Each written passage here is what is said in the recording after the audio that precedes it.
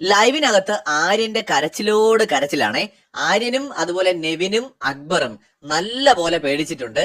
അതായത് ഈ ആദില സേഫ് ആണ് ഈ ആഴ്ച, ഷാനവാസ് സേഫ് ആണ്.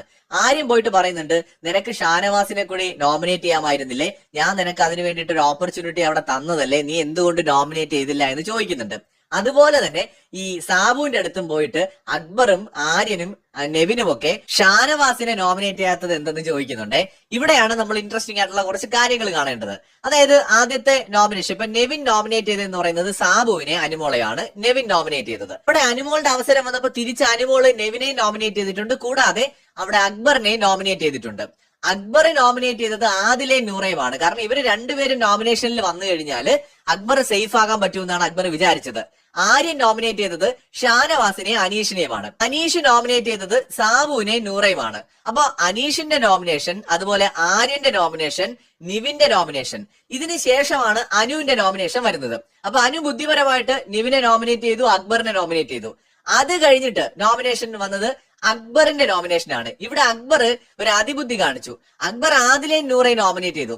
ഈ ആദിലെ അക്ബർ നോമിനേറ്റ് ചെയ്ത സ്ഥാനത്ത് ഇപ്പൊ ഷാനവാസിനെ നോമിനേറ്റ് ചെയ്തിരുന്നുവെങ്കിൽ ഷാനവാസ് നോമിനേഷനിൽ വന്നനെ. പക്ഷെ അക്ബർ എന്ത് ചെയ്തു, ആദിലെയും കൂടെ കൊണ്ടുവരാൻ വേണ്ടിയിട്ട് ആദിലെ നോമിനേറ്റ് ചെയ്തു.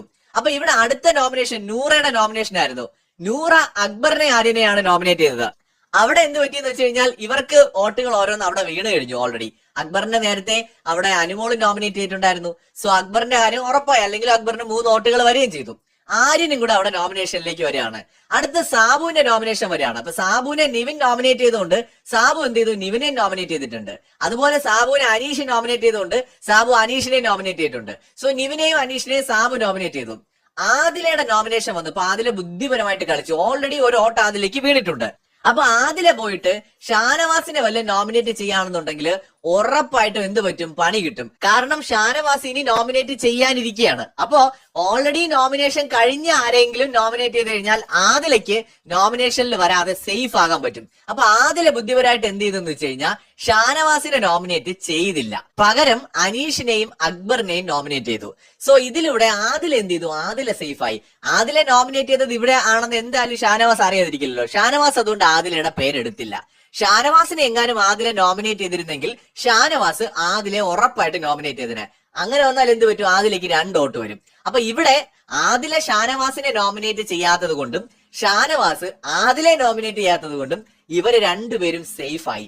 സത്യം പറഞ്ഞാൽ ബാക്കിയുള്ള ആർക്കും വിശ്വസിക്കാൻ പറ്റുന്നില്ല. എസ്പെഷ്യലി ആര്യൻ, അക്ബർ, നെവിൻ എല്ലാരും വണ്ടറടിച്ച് കിളി പോയിട്ടിരിക്കുകയാണ്. കാരണം ആദിലെ സേഫ് ആവുന്നവരൊട്ടും വിചാരിച്ചില്ല. ആദിലെ നൂറെ ഒന്നിച്ച് നോമിനേഷനിൽ വന്നാൽ ടൈറ്റ് കോമ്പറ്റീഷൻ വരികയും അവിടെ നൂറയോ ആദിലെയോ ഒരാള് പുറത്താവുകയും ചെയ്യുമെന്നാണ് ഇവർ വിചാരിച്ചത്. അവരുടെ കണക്ക് കൂട്ടലുകളെല്ലാം തെറ്റിയത് അവിടെയാണ്. ഇതാണ് ബുദ്ധിപരമായിട്ട് ബിഗ് ബോസിനകത്ത് കളിക്കണമെന്ന് പറയുന്നത്. ആദിലേക്ക് നല്ല ബുദ്ധിയുണ്ട്, നല്ല പോലെ ചിന്തിച്ച് തന്നെയാണ് ആദിൽ അവിടെ നിൽക്കുന്നത്. ഒരു പക്ഷേ നൂറേക്കാൾ ബുദ്ധിപരമായിട്ട് ഗെയിം കളിക്കുന്ന ആളും ആദില തന്നെയാണ്. കൂടുതൽ അപ്ഡേറ്റ്സുമായി വീണ്ടും വരാം.